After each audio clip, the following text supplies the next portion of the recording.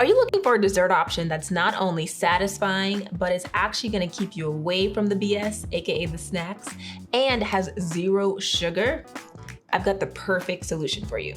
Hey guys, Trudy Genius here from Genius Recipes, and today I'm gonna be showing you how to make a Seamoss banana smoothie. Now, this is unlike anything you've ever tried. A unique creation of mine, and I'm really proud of it. It's something that's raving in my family right now, and I just couldn't help but share it with you. And it's actually super easy to make. I'll leave a link down below in the description box to the blog with all the ingredients and the amounts. First things first, obviously grab a blender, drop some bananas in there, some dates, hemp seeds, and also some sea moss.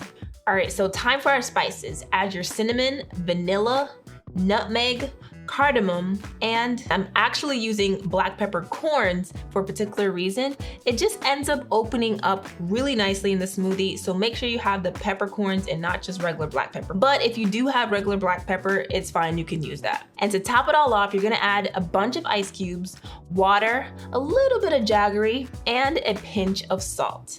And that is literally it, you guys. Super simple. You can make this for dessert. I love to have it around like 8:30, 9 p.m., not too late because it's a little heavy with the bananas, and you can sip on this and just chill out and enjoy with your family. You are going to love it.